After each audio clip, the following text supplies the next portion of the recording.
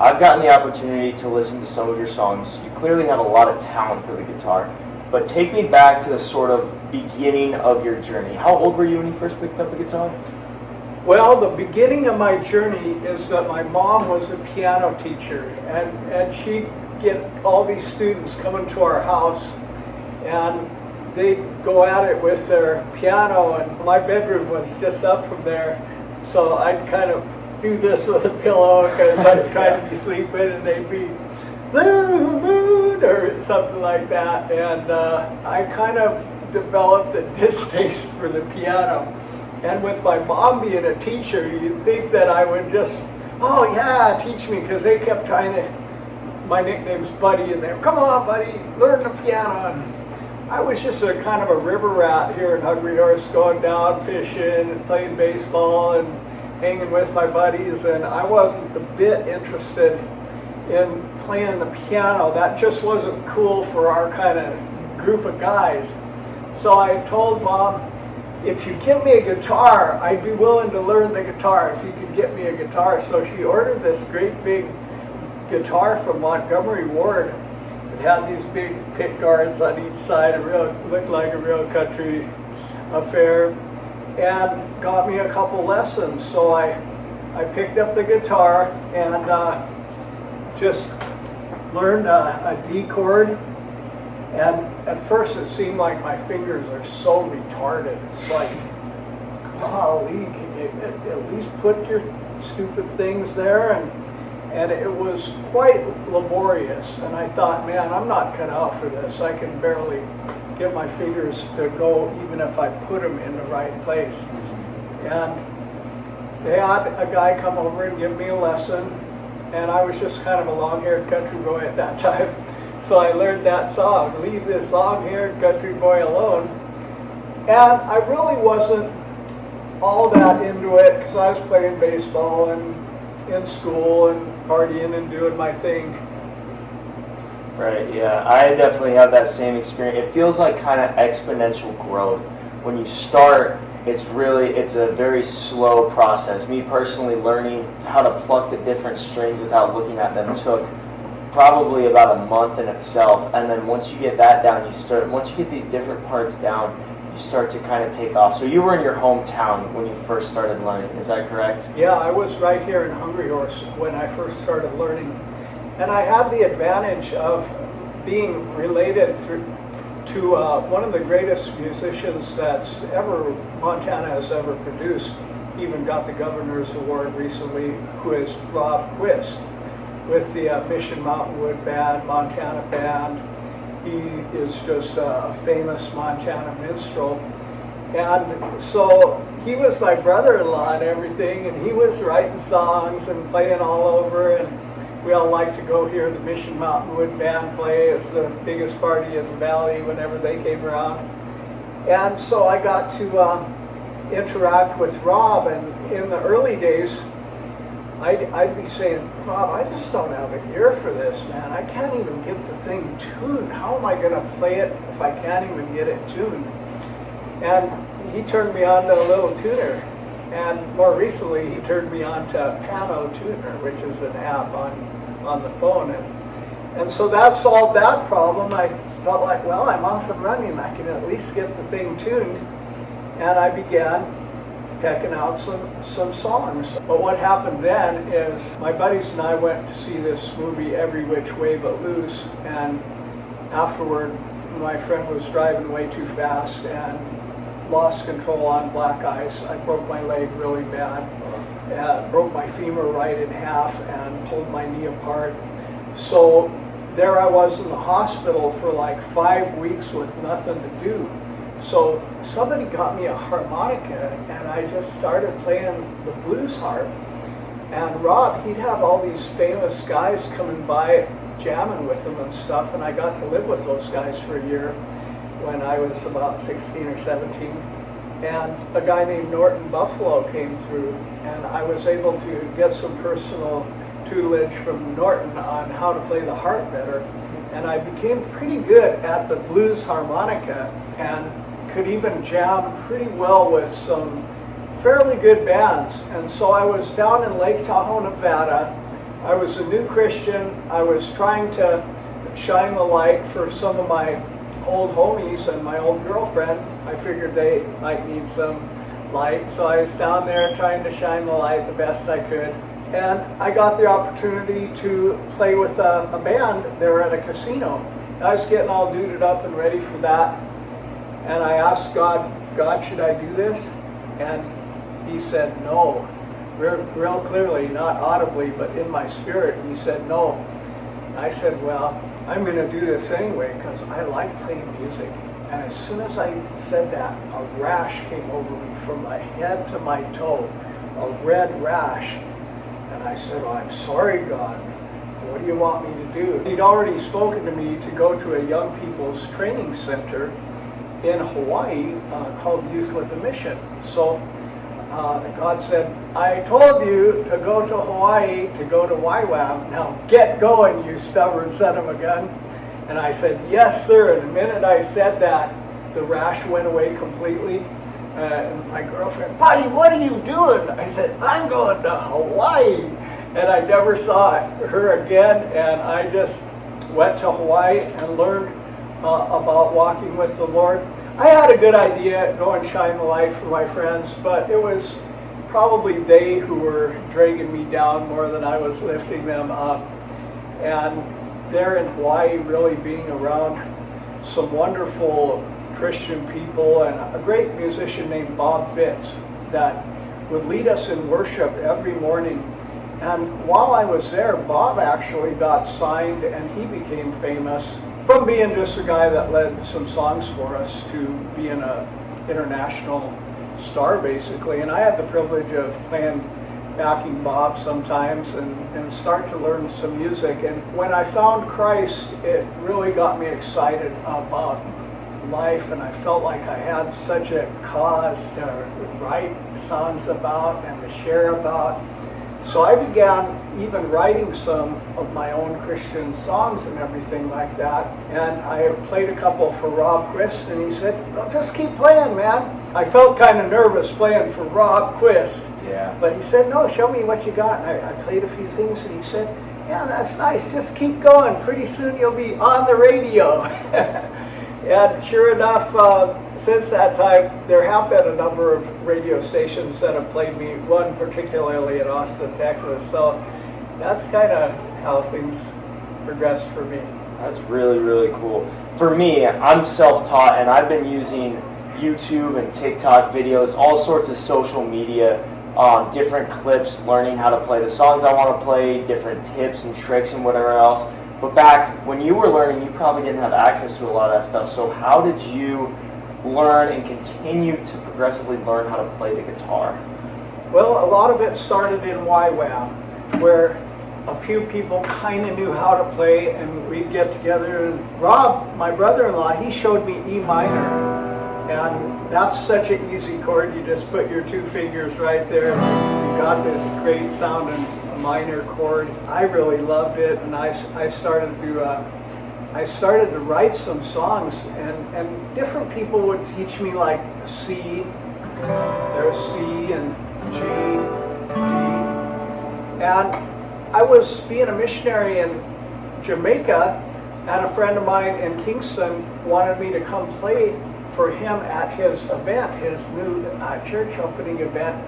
So I was just back there early in the morning I was just there getting ready to play and everything, and I just started messing around like this.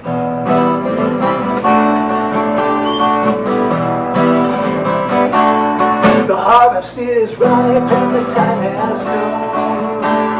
You pick up a banner and their feet run, preaching kingdom in the fire of the Spirit. The whole earth is gonna see it and hear it. It's a and this song just kind of came downloaded like from heaven. That wasn't bad, and I played it in that conference and people liked it. So anyway, since I didn't have YouTube or anything, mostly just my buddies at YWAM would show me a few things, and then Bob Fitz would show me a few licks when I'd bug him. Different little things to add to basic chords that I knew. And then I came back to Montana and I played that song for Rob, and he said, "Wow, that's actually really good. You should record that song." So he had this buddy named Rockin' Randy Hall right in Columbia Falls that had a studio. So I went there and started roughing out some songs. So then I went to Rockin' Randy Hall there at Sight and Sound Studio and started laying down some tracks. And he was just kind of a new studio, just getting going and everything. So he was willing to cut me a pretty good price. And Rob Quist, I kept playing some of my songs for him. He'd say, "You know, these are all songs with potential, but they're not really built like songs that I would write that would go commercial or get on the radio are built. You kind of need a chorus and then a bridge that's a little different chording that summarizes the thought of the song, and then the verses build on it." And I said, "Well, why don't you teach me how to do that, Rob? You're one of the best." And he really is one of the greatest songwriters ever. His band, Mission Mountain Wood Band, they played all over the place. They were big time for a while. The other day I was at his house and I asked him, "What's one of the coolest things that happened in the early days of Mission Mountain?" And he said, "Well, one thing that happened was kind of interesting is we got to play for the National Convention of the Hells Angels, and it was on this huge boat out at New York City." And he said, "Man, there was things going on that a country boy from Cut-Bank, Montana should have never known existed." But, you know, Rob was really in the national spotlight. And so he said, "Well, I know you're a good carpenter. If you remodel my bus, I'll teach you how to write songs." And I said, "Okay, it's a deal." So I redid their whole touring bus in some beautiful woods, because I'm a good carpenter.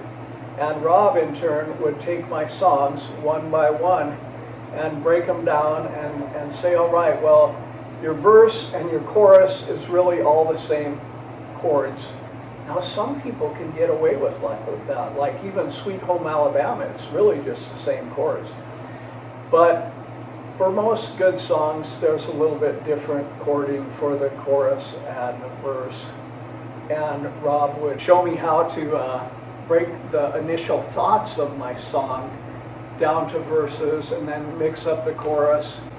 And then on that song, New Breed, Rob actually wrote a bridge for the song, and he liked it so well that he recorded it down in Nashville with a full-on professional everything. And he released it on his album Wild and Free, and the song became a hit in Belgium of all places. It rose to number 14 on the charts in the Belgian just regular secular pop music chart. So that was pretty cool. Here Rob Quist's version of my song New Breed is. That rose high on the charts in Europe. The harvest is ripe. That is really interesting, just seeing how the guitar has connected you with so many people. I am actually really curious, so you've been playing for how many years now? I would say that I really started playing when I was about 18 and went to Youth with Mission. Before that, I was mostly playing the harmonica, and I was plunking a little bit on Long-Haired Country Boy, but I really got passionate about it in YWAM, where number one, I had time because I wasn't really working, I was in a training program. Right. And number two, there were other people that would be willing to, number one, listen to me, and number two, play with me. So since I'm 18 and I'm going to be 63 on March 9th, and so it's been a while. So I'm interested, did you ever take a break from it? Like, did you ever go like a year, few months, anything like that without ever picking up a guitar? Not really, because I enjoyed the worship, and a lot of times I was able to get involved as part of a music team at a church or something. Right. I just kind of sit in the back and play. And it was always kind of a part of my life, but there were times that I really devoted myself, such as that time when I was recording this. And Rob, he had access to some of the best musicians in the world. I got a really famous fiddle player named Vassar Clemens that wrote The Devil Went Down to Georgia.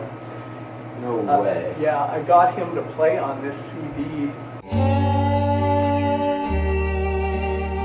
This is Vassar laying down the tracks for my song, Yesterday, Today, Forever. Yesterday, today, forever.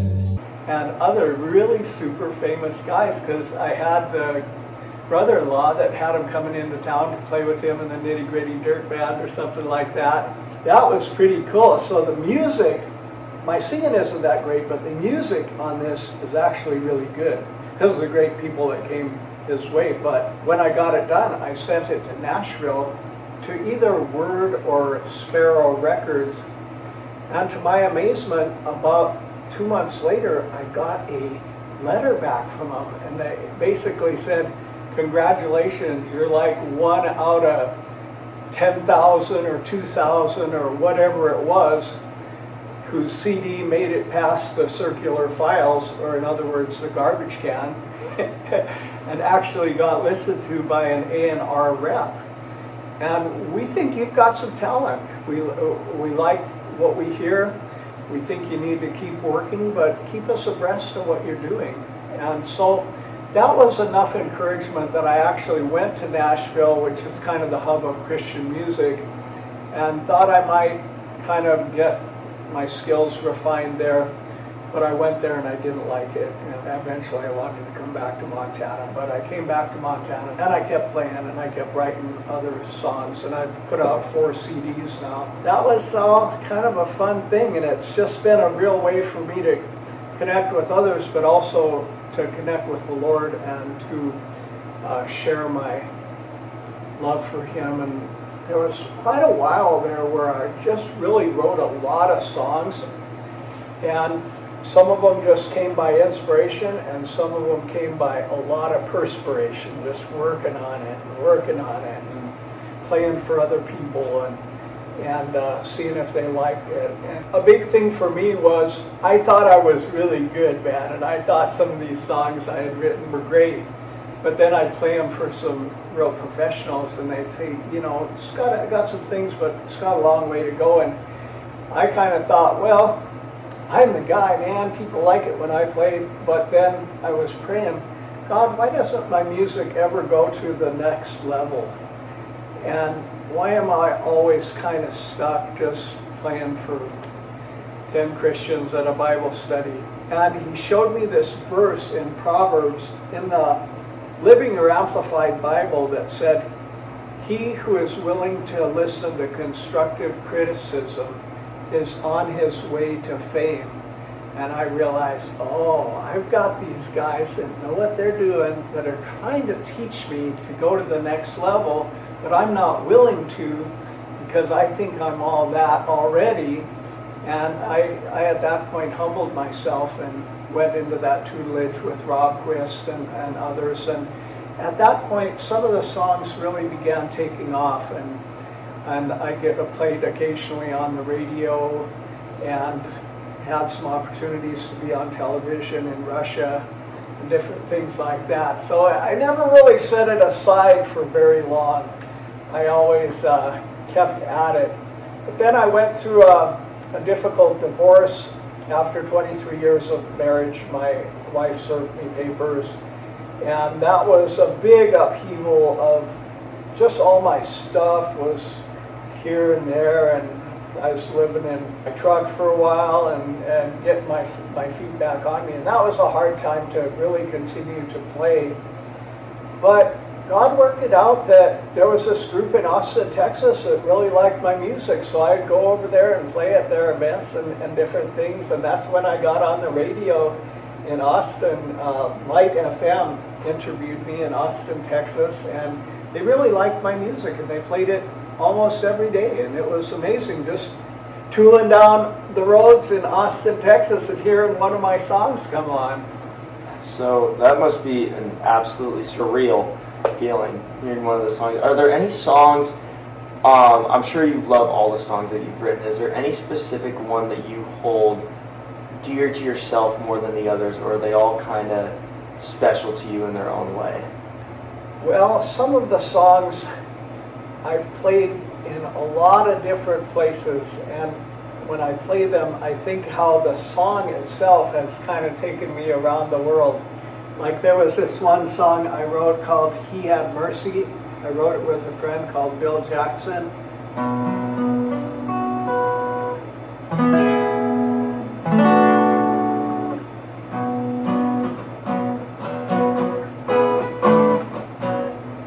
It talks about how Jesus had mercy on this blind man, etc. And it just has kind of a cool, almost a bluesy, ZZ Top type feel.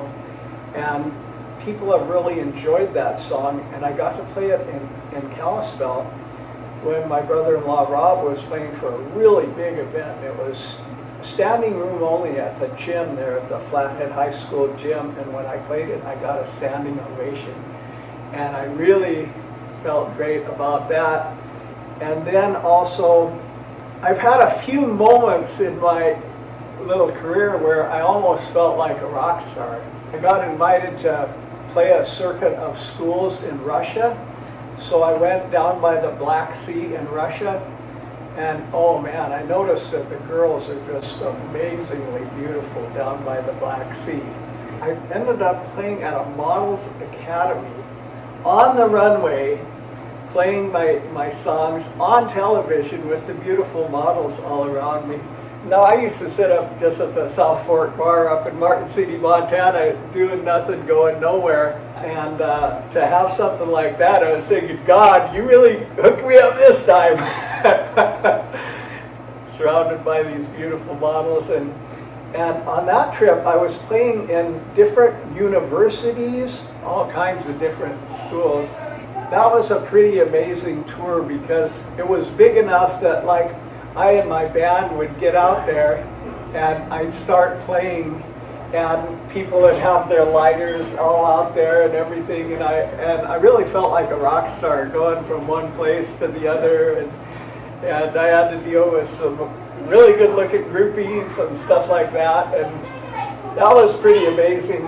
I read the book of Proverbs, I think, last month, and I think I highlighted that exact verse that you were talking about. Really? Yeah, where he who humbles himself to constructive criticism shall, yeah. That was a game changer for me, boy. How did their constructive criticism, how were they telling you to format, write your songs? What was the stuff, advice that you maybe didn't take it first, but later listened to, and then that helped you?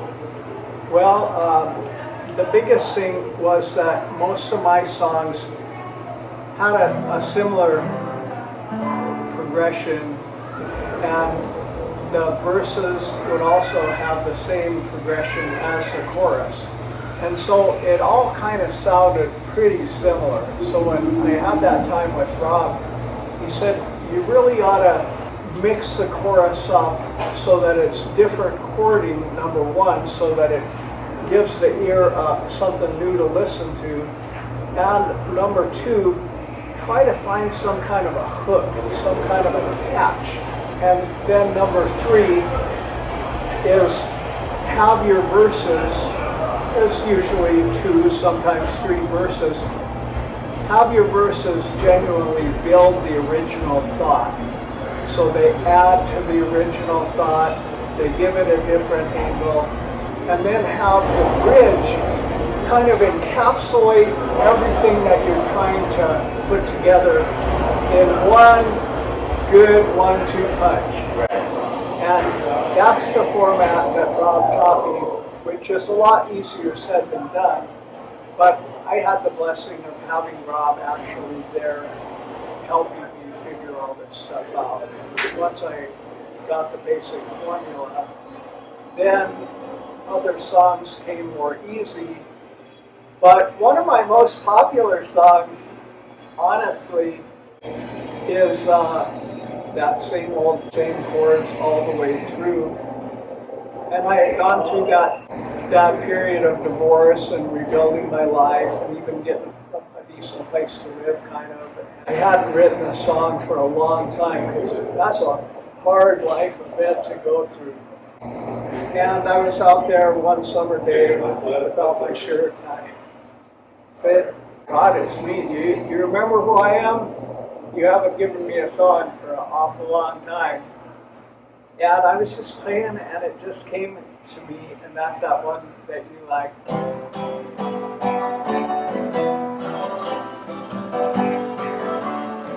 Well, I got a new life, got a new friend. A higher shoot for you song. That brought tears to my eyes when I was listening to it for the first time last week. I really do like that song, the upbeatness. Was that one that you wrote, or is that one I could find online? Yeah, that's one that I wrote. It's Really?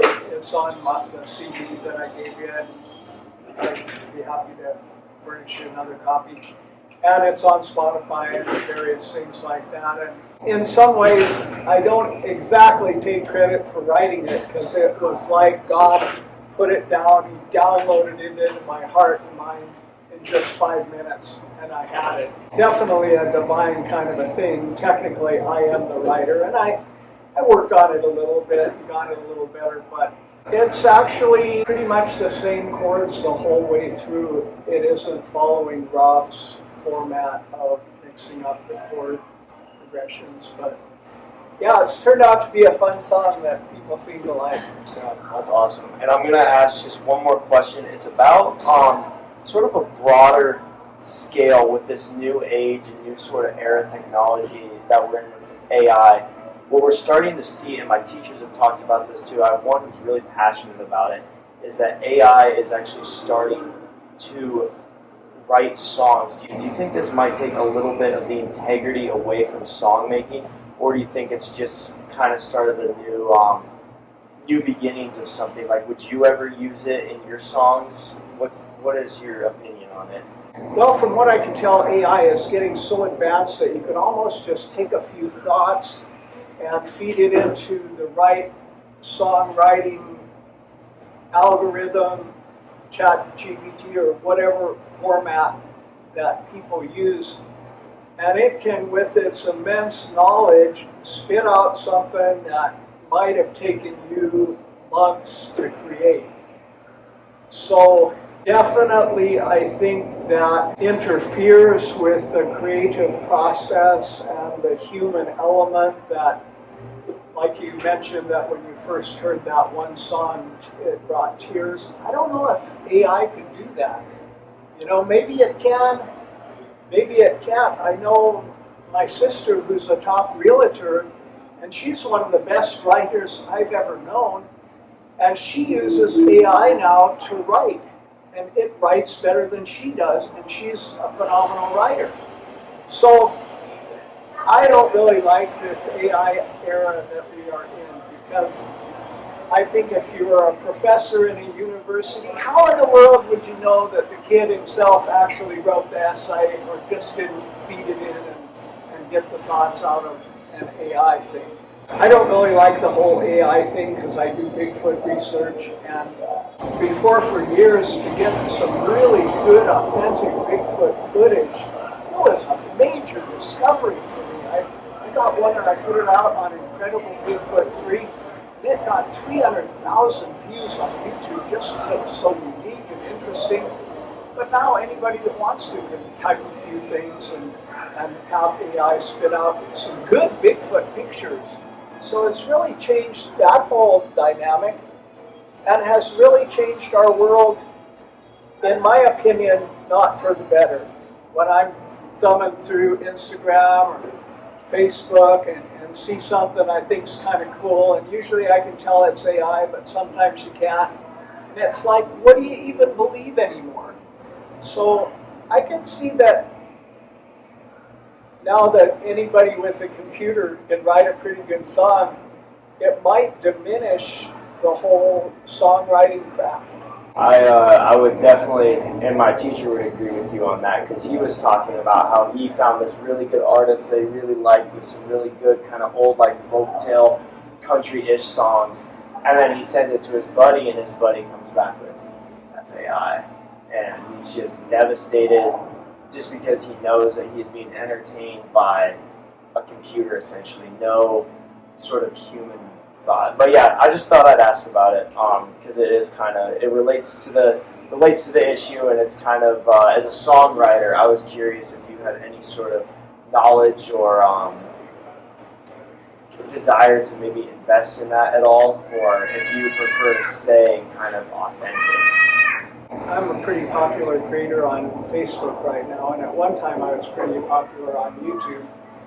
And I've kept authentic. I haven't gone into the AI stuff really, and I probably should, but just because I don't really like it all that well myself, I probably won't.